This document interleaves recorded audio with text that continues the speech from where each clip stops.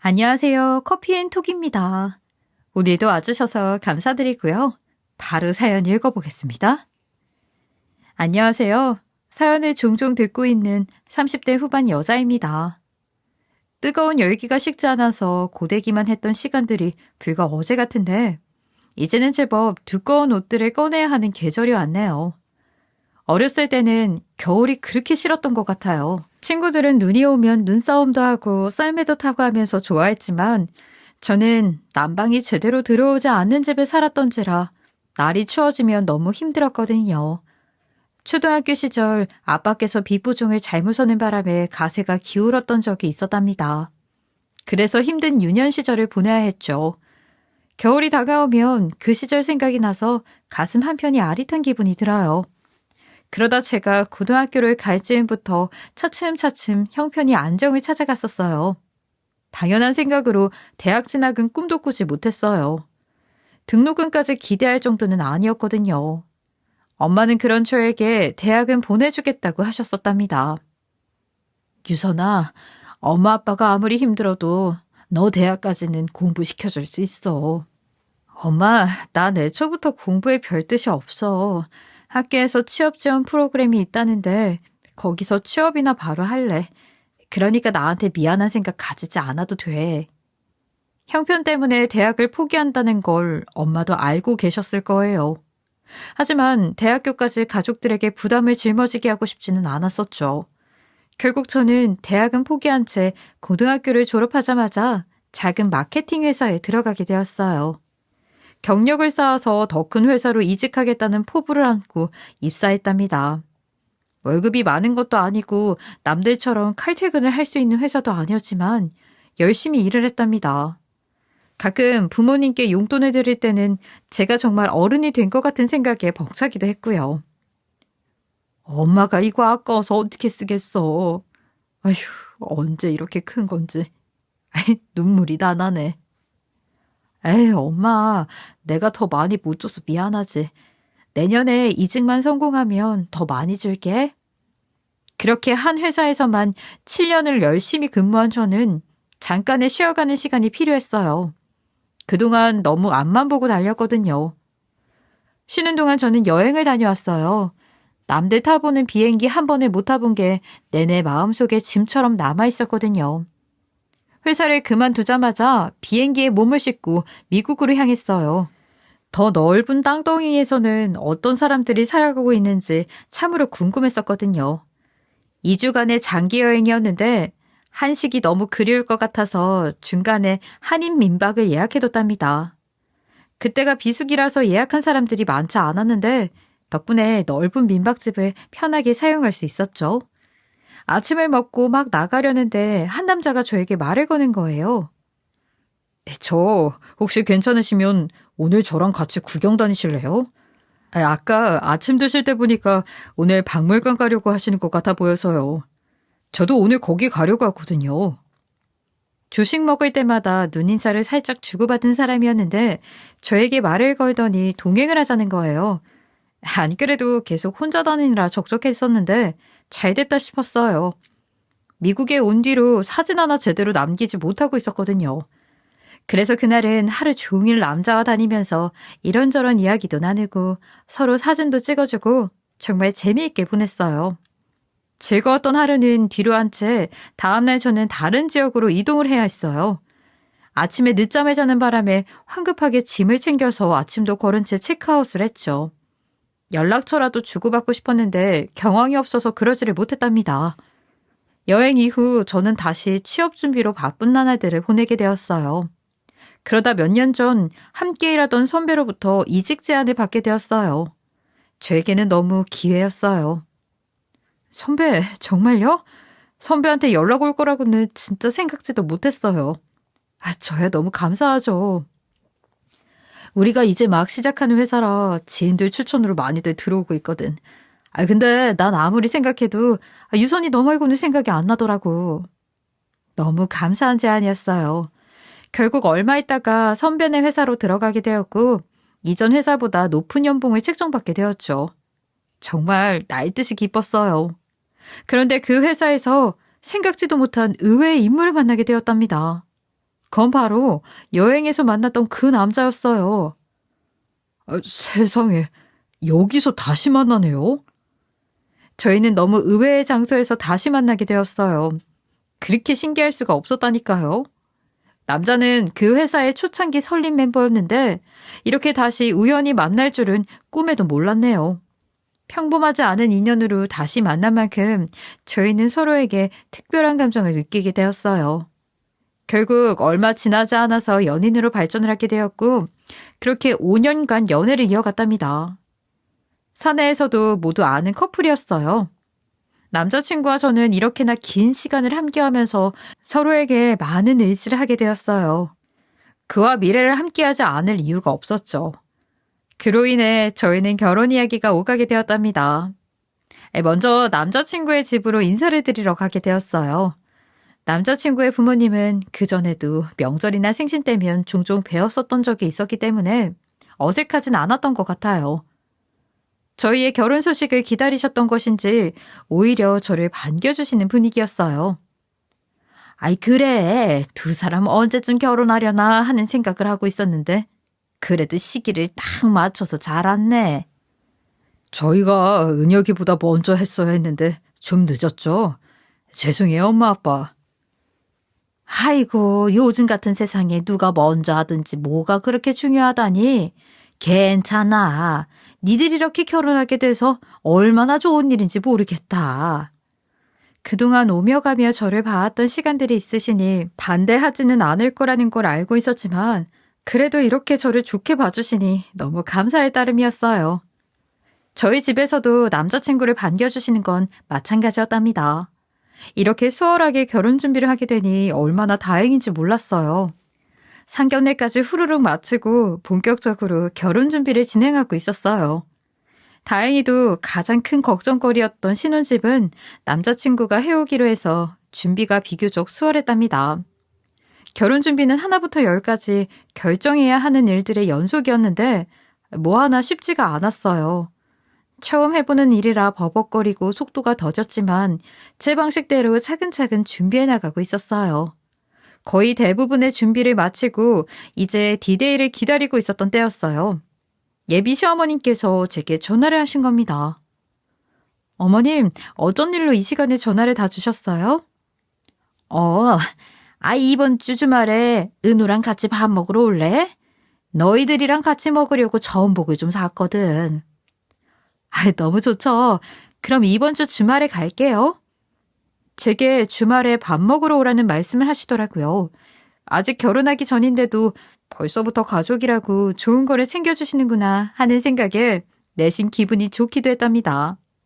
그렇게 주말이 되었고 저는 남자친구와 함께 예비 시댁으로 향했어요. 집에 도착하니 예비 시어머님께서 전복 솥밥에 전복을 넣은 갈비찜, 버터구이 등등 상다리가 휘어지게 차려놓으셨더라고요. 세상에, 어머님 혼자서 이렇게 많은 음식을 다 준비하신 거세요? 이 정도 가지고 뭐 어렵다고. 어서들 앉아. 밥 먹자. 저희는 다 같이 둘러앉아서 기분 좋게 식사를 마쳤어요. 식사 후 차를 한 잔씩 하면서 결혼 준비가 어느 정도 되어가는지 물어보시더라고요.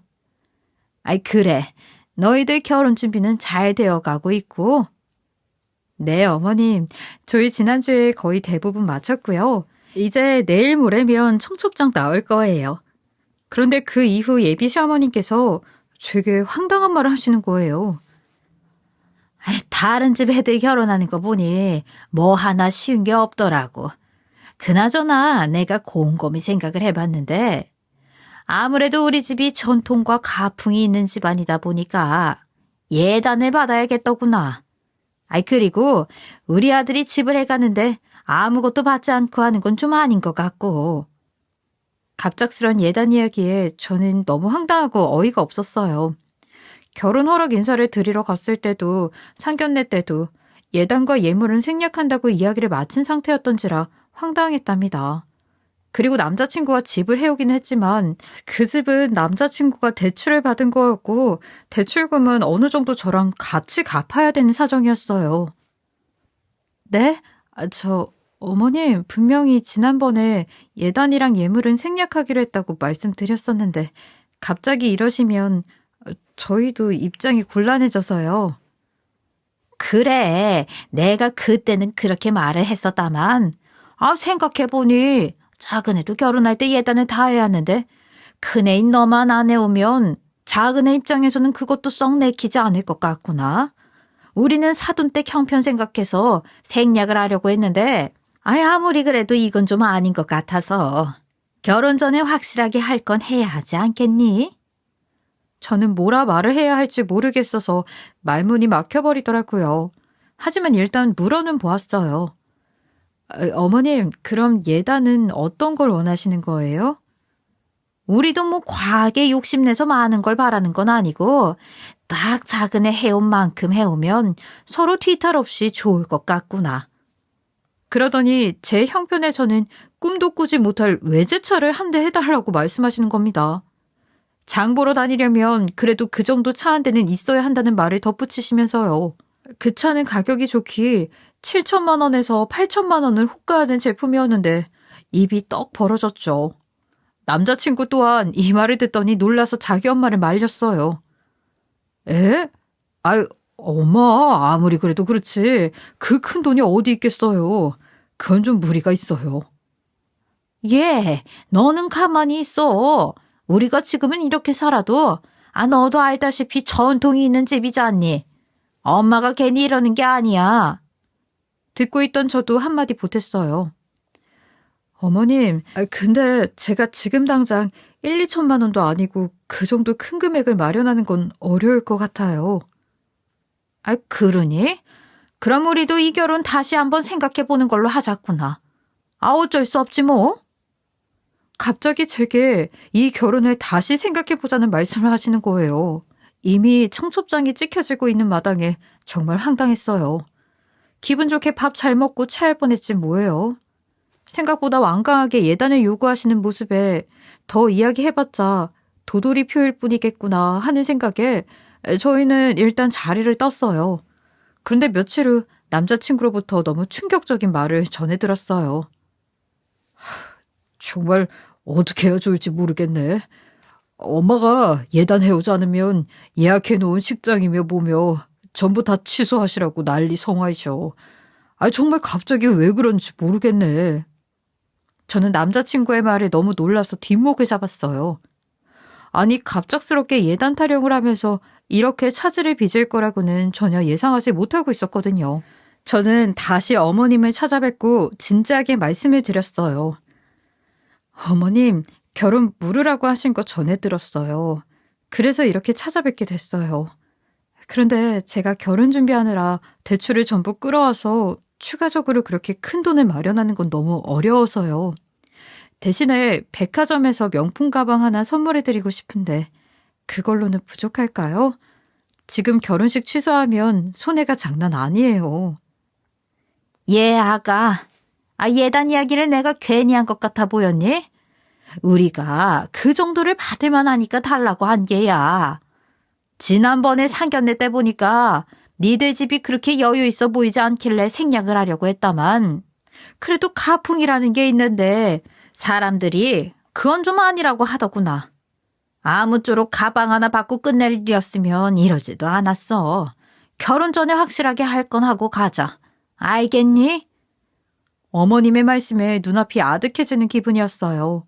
그리고 상견례 때 만난 저희 부모님을 보시고 형편이 어때 보이니 하는 말씀을 하시는데 이게 과연 맞는 걸까 싶었답니다. 저는 이렇게까지 결혼하는 건 무리가 있다는 생각이 들어서 남자친구에게 이별을 구했어요. 자기야, 내가 어제 어머님 따로 만나 뵙고 왔거든? 근데 아무리 생각해도 이렇게 무리해서 결혼을 하는 건 아닌 것 같아. 내가 당장 그런 돈을 구할 수 없다는 거 자기도 잘 알잖아.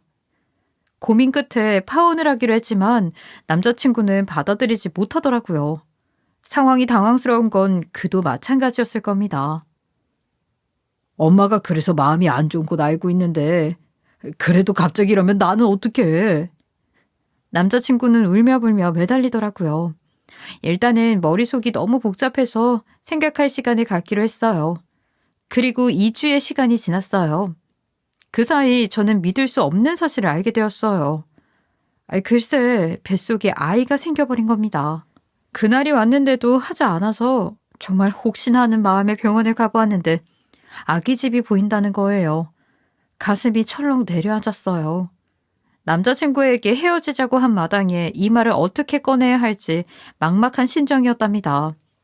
차일피일 미루는 것보다 빨리 말을 하는 쪽이 낫겠다 싶어서 저는 남자친구에게 임신 소식을 전했어요. 자기야, 나 어떡하지? 임신이래. 저 말을 뱉자마자 눈물이 왈칵하고 쏟아졌어요. 제가 눈물을 흘리니 남자친구가 꼭 끌어안아주면서 불안한 저의 마음을 달래주더군요. 괜찮아. 너무 걱정하지 마. 예정대로 결혼하면 돼. 이대로 모든 것을 끝내고 싶었지만 갑작스럽게 찾아온 아이 때문에 그 어떤 것도 쉽지 않게 되었답니다. 결국 저는 결혼을 위해서 엄마에게 솔직하게 전부 털어놓고 부탁을 하게 되었어요. 엄마는 저의 이야기를 듣고는 한숨을 크게 내쉬면서 말씀하셨어요. 아휴, 내가 정말 못 살아. 너 그런 일이 있었으면 엄마한테 말을 해야 할 거 아니야. 어쩜 그렇게 미련하니? 혼자서 얼마나 속을 썩였어. 엄마한테 미안해서 어떻게 말을 하겠어. 정말 미안해요. 아휴, 사돈댁 입장에서는 자기 아들이 집을 해오니 아무라도 받고 싶으시겠지. 그 마음을 내가 어떻게 모르겠어. 엄마 앞에서 결국 눈물을 뚝뚝 흘리는 꼴을 보이게 되었어요. 제 자신이 너무 한스럽고 멍청한 것 같아서 눈물이 멈춰지지 않더라고요. 그리고 엄마는 제게 말씀하셨어요. 그 예단은 엄마가 어떻게든 해줄 테니까 걱정하지 마. 조금만 기다려봐. 엄마는 제게 예단을 해줄 테니 걱정하지 말라고 하셨지만 저희 집에는 그만한 여유 자금이 없었거든요. 그런데 한 일주일 정도 지났을 무렵이었어요. 엄마께 전화가 와서는 예단으로 해갈 돈을 마련했다고 하시는 겁니다. 엄마가 그 돈 마련했어. 근데 8천만 원까지는 도저히 안 돼서 5천만 원 선에서 정리를 했으면 하는데 사돈댁에 한번 말해보겠니? 아니, 엄마가 그 큰 돈을 어떻게 구한 거야? 엄마, 정말 고마워. 저는 예비 시어머니께 말씀을 드렸어요. 어머님, 저희 엄마가 5천만 원까지는 구해주셨는데 그 이상은 좀 어렵다고 하셔서요. 원하시는 외제차는 안 될 것 같은데 그 하위 모델 중고는 가능할 것 같아요. 이 정도면 괜찮으실까요? 그래. 너도 갑자기 애가 들어서고 발등에 불이 떨어지니까 이렇게 마련이 되지 않니? 뭐 여기까지가 한계인 것 같으니 그렇게 하자꾸나. 나도 별 수 없지. 예상 요구하는 건 좀 아닌 것 같구나. 그렇게 겨우겨우 예단으로 중고 외제차를 맞출 수 있게 되었고 저희는 처절없이 결혼식을 진행하게 되었어요. 우여곡절이 많았던 만큼 결혼식 날 참 많이도 울었던 기억이 납니다. 엄마, 이런 모습 보여서 정말 미안해요. 엄마 힘들게 한 만큼 더 잘 살게요. 이 정도 난간 없이 결혼까지 하는 사람들이 얼마나 되겠어. 엄마한테 미안하다는 생각 말고 정서방이랑 예쁘게 잘 살아. 그거면 충분해. 나이를 이렇게 먹었지만 엄마 없으면 안 되는 어린아이일 뿐이더라고요. 엄마 덕분에 결혼식까지 무사히 마치고 저희 부부는 신혼여행을 갔답니다. 그런데 문제는 신혼여행을 다녀오고 나서부터였어요. 식을 올리기 전에 몇 번 만난 게 전부였던 손 아래 신우가 저를 대놓고 너무 싫어하는 게 느껴지는 겁니다. 작은 새언니는 그래도 우리 집에 예단도 금말 없이 잘해오고 그랬는데 큰 새언니는 어쩜 그래요? 나 같으면 창피해서 그렇게 못할 것 같은데. 오히려 동서는 점잖고 가만히 있는데 어머님이랑 신우가 난리인 겁니다.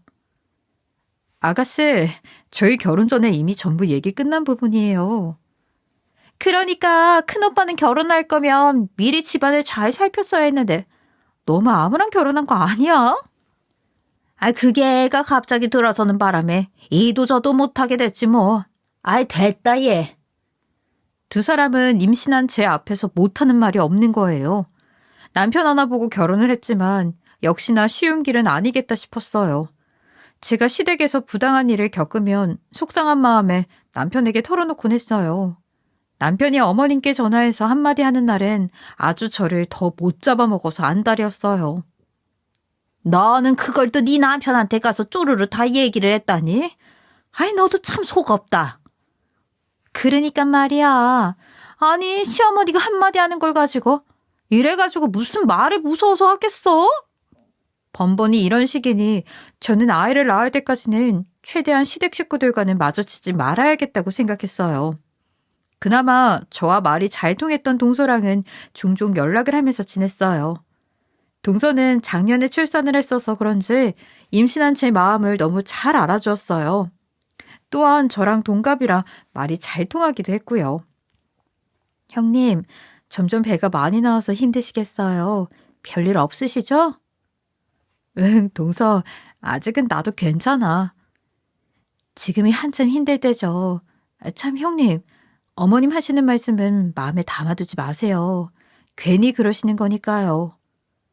그래도 집안에 남편 말고 말이 통하는 사람이 있어서 얼마나 다행이었는지 모른답니다. 시간은 흘러서 배가 점점 더 나오고 있었어요. 시댁에 있을 때 허리가 너무 아파서 힘들어하면 어머님은 그걸 가지고 또 뭐라고 하시는 거예요. 유난이라는 유난은 다 부린다. 임신해서 힘드니까 일 시키지 말라고 시위라도 하는 거냐? 어머님은 저에게 모난 말들을 내뱉어 대시는 겁니다. 거기서 남편이 한 소리 해주었어요.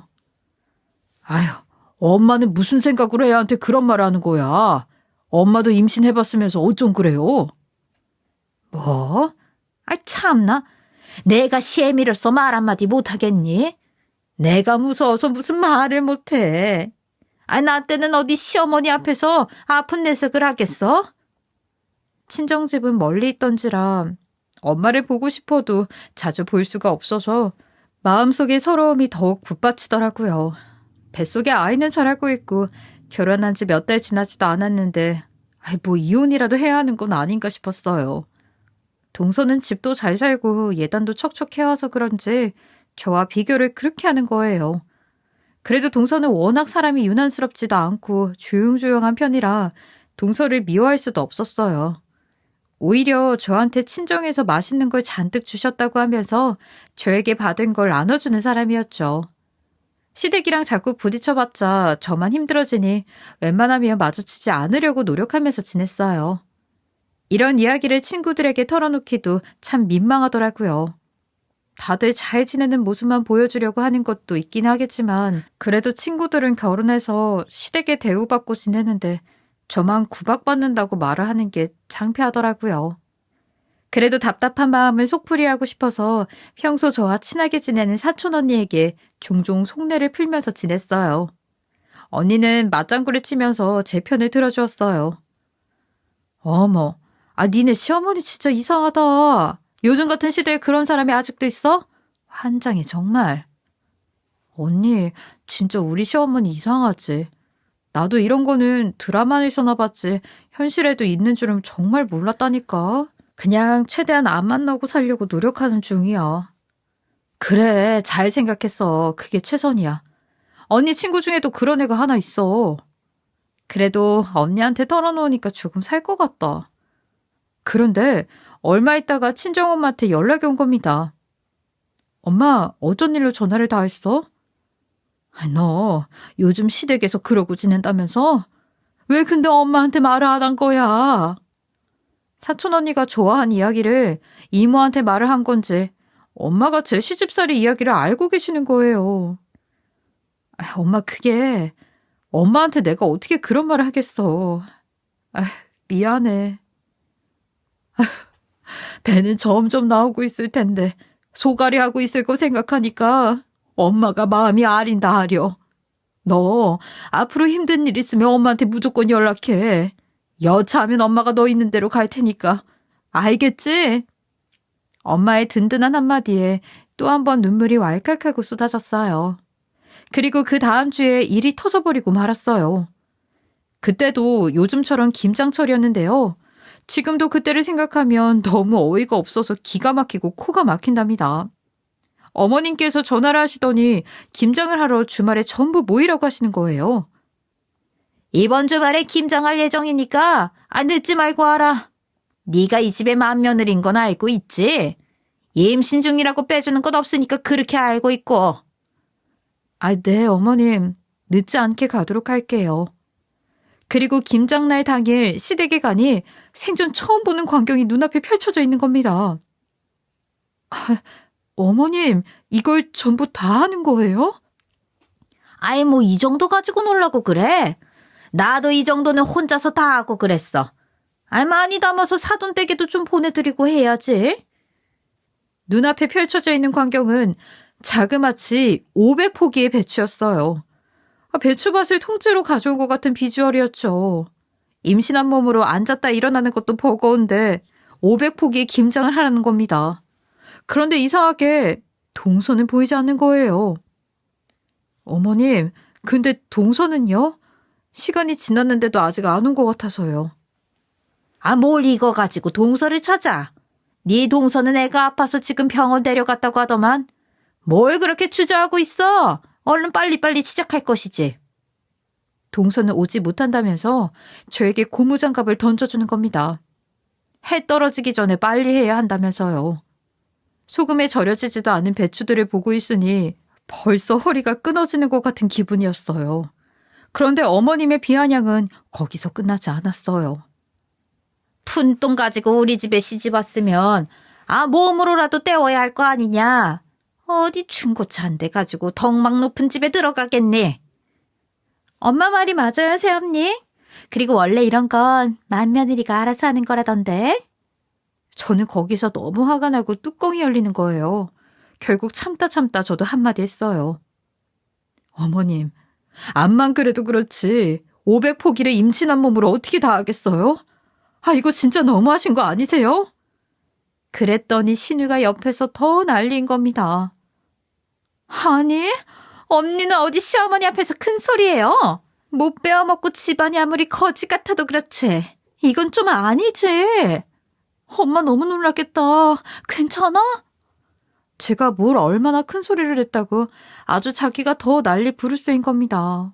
바보같이 혼자서 이 많은 걸 전부 다 할 수는 없었고 저는 곧장 남편에게 전화를 걸어서 SOS를 하려고 했어요. 그랬더니 어머님이 핸드폰은 압수라면서 뺏어들려는 겁니다. 저는 핸드폰을 뺏기지 않으려고 실랑이를 벌였어요. 그러던 중 남편에게 전화를 걸려던 것을 실수로 영상통화로 눌러버린 겁니다. 그런데 제가 남편인 줄 알고 눌렀던 그 버튼은 사촌 언니였던 거예요. 핸드폰을 두고 옥신각신하는 와중에 터치가 잘못되었던 거죠. 결국 사촌 언니는 이 광경을 영상통화로 봐버렸고 저희 엄마까지 이 상황을 알게 되었답니다. 언니가 엄마에게 말을 한 것 같았어요. 그 사이 저는 핸드폰을 빼앗겨버린 채 배추들을 절이기 시작했어요. 찬바람은 점점 더 불어오지 시무랑 신우는 집안에 가만히 앉아서 코빼기도 비추지 않지. 정말 지옥이 있다면 여기가 지옥이겠구나 싶었어요. 그렇게 한 4시간 정도 쉬지 않고 배추를 절이고 있었어요. 그런데 그때 시댁으로 뜻밖의 손님이 찾아온 겁니다. 저희 친정엄마께서 오신 거예요. 너무 놀라서 벙찐 얼굴로 엄마를 보았어요. 아니, 엄마가 여기 어떻게 온 거야? 너 지금 혼자서 이걸 다 하고 있었던 거야? 이놈의 여편네를 그냥! 엄마는 마당에 널브러져 있는 절인 배추들을 보고 화가 잔뜩 나서 현관문을 두드리며 소리를 치셨어요. 사부인, 좀 나와보세요. 그거 해도 정말 너무한 거 아닙니까? 그때 신우가 나와서 상황 파악을 하더군요. 아니, 여길 어떻게 오신 거예요? 왜 남의 집에서 소란을 피우시는 거죠? 신우의 말을 듣고는 시무라는 인간도 나와서 얼굴을 비추더라고요. 사돈댁이 어떻게 지금 여기 계세요? 그때 저희 엄마는 눈에 보이는 절인 배추를 하나 집어들어서는 그대로 시무의 뺨에 싸대기를 날려버렸어요. 말 그대로 배추 싸대기였죠. 소금물을 잔뜩 머금은 배추가 얼굴에 착 하고 감기는 소리가 온 마당에 울려 퍼졌어요. 지금 이게 뭐 하자는 거야, 이 미친 여편네야. 저희 엄마는 물러서지 않고 맞대응을 했어요. 뭐? 지금 말 다 했어요? 미친 여편네는 당신이지. 이 망할 것들아. 뭐요? 내가 당신 가만히 둘 것 같아? 당신 지금 나한테 이런 거 폭행죄로 고소할 거야. 그냥 절대 안 넘어가. 나도 무서울 거 없어, 이 양반아. 내 딸 고생시켜놓고 내가 가만히 지켜보고만 있을 줄 알아? 당신들 내가 피눈물 나게 할 거야. 엄마는 화가 잔뜩 나서는 뒤집혀져 소리를 고래고래 지르시는 겁니다. 그때 마침 친구분들이랑 모임을 마치고 시아버님께서 집으로 돌아오셨어요. 아버님은 이미 아수라장이 되어 있는 마당의 꼴을 보고 놀라셔서 말씀하셨어요. 아이, 지금 이게 다 뭐야? 사부인은 여기 어떻게 오신 거예요? 그 찰나를 놓치지 않고 엄마는 아버님께 격양된 목소리로 이야기하시더라고요. 안 그래도 잘 오셨네요. 제가 지금 긴히 드릴 말씀이 있던 차였습니다. 저희 엄마의 말에 시모와 신우 그리고 아버님까지 모두 놀란 토끼 눈을 하셨어요. 그리고 엄마는 운을 떼기 시작하셨는데 그 자리에 있던 모든 사람이 이야기를 듣고 너무 놀라서 그대로 굳어버렸답니다. 제가 박가사돈께서 모르고 계시는 사부인이랑 사돈처녀의 비밀에 대해서 폭로 좀 할까 합니다. 엄마는 가방에서 사진을 꺼내더니 아버님에게 건네주더라고요. 이게 다 무슨 일인지 싶어서 상황을 지켜보고 있었어요. 그리고 엄마는 말씀하셨어요. 사부인, 그리고 사돈처녀, 이 사진 본인들 맞으시죠? 이렇게 사진까지 떡하니 있는데 아니라고 발뺌을 하지는 못할 겁니다. 이 두 사람이 일주일에 2번씩 나이트클럽에서 남자 끼고 노는 거 박가사돈께서는 모르고 계셨죠? 엄마의 말에 모든 아버님의 얼굴이 굳어졌고 시모와 신우는 파랗게 질려서 어쩔 줄을 몰라 하는 겁니다. 박가사돈께서 일 때문에 지방 출장 가실 때마다 저 둘이서 그렇게 나이트클럽을 다녔다고 하는데 사돈처녀가 애까지 낳았던 것도 아마 모르시겠죠? 순간 마당에는 정적이 흘렀어요. 알고 보니 이야기의 전말은 이랬답니다. 아버님은 인테리어 업자이셔서 직업 특성상 지방으로 출장이 잦은 편이었거든요. 시무랑 신우는 그 틈을 타서 나이트클럽에 드나들면서 남자를 끼고 놀았던 겁니다. 더 충격인 건 신우는 나이트에서 만난 남자와 애까지 낳았던 거였죠. 아버님은 엄마에게 물었어요. 아니, 지금 무슨 말씀을 하시는 건지. 이 사람이랑 우리 딸이 그럴 리가요. 근데 이 사진은 대체 어디서 나신 거예요? 엄마가 말씀하시길 그 출처는 엄마의 지인이었어요. 지인께서는 그 나이트클럽과 술집들이 모여있는 곳에서 작은 구멍가게를 운영하고 계시는데 그곳에 시무랑 신우가 그렇게 자주 왔다고 하더라고요.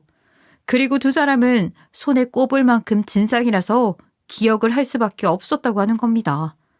가게에 올 때마다 주민등록증을 맡겨놓고 외상을 하는데 어떤 업주가 좋아하겠어요? 올 때마다 스트레스 받는 손님이라고 하더군요. 심지어 어느 날은 지인분께 아이를 잠깐만 맡아달라고 하면서 애만 놓고 가는 날도 있었다고 해요. 막장도 이런 막장이 없었죠. 그 친구도 식장에서 보고는 긴가민가해서 갸우뚱했다고 하더라고요.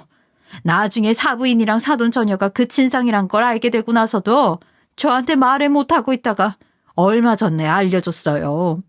이렇게 근본 없는 개막장 집안인 걸 알았으면 절대 결혼시키지 않았을 겁니다.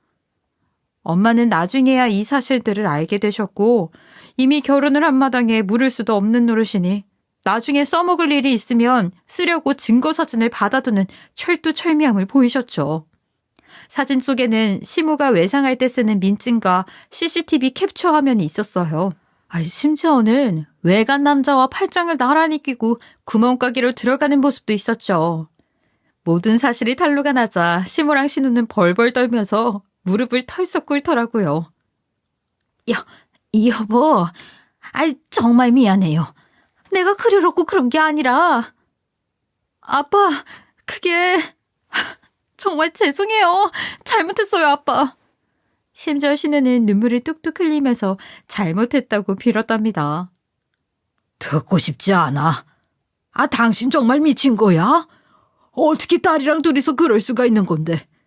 아니, 애까지 낳을 정도로 막장일 건 없었잖아. 이게 도대체 다 무슨 일이야? 둘 다 내 아주 가만 안 둘 줄 알아. 아버님의 표정은 정말이지 경멸 그 자체였어요. 하지만 충격은 여기서 끝이 아니었답니다. 이따위로 근본도 없는 인간들이면서 저한테 예단을 안 해온다고 그렇게 성화를 했어요? 참나. 제가 예단 이야기를 하니 아버님은 다시 황당한 얼굴을 하시는 거예요. 아니, 아가, 지금 뭐라고 했니? 예단? 우리 예물 예단은 안 하기로 진작에 얘기가 끝났었잖니. 아버님은 아무것도 모르고 계신 눈치였어요. 아버님, 설마 모르고 계시는 거예요?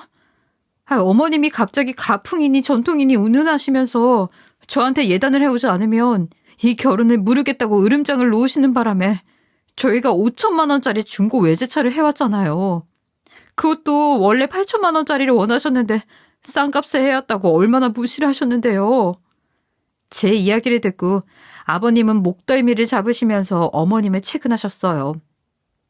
당신, 이건 또 다 무슨 소린데? 그럼 그 차는 지금 어디 있는 거야? 아니 여보, 그게 아니라 아유 정말 못 살아. 시모는 고개를 들지를 못하더라고요. 자기도 사람이라면 얼굴을 들 수 없겠죠. 동서는 예단으로 8천만 원을 해왔다고 하는데 저는 그거에 미치지 못한다고 얼마나 저를 못살게 구셨다고요.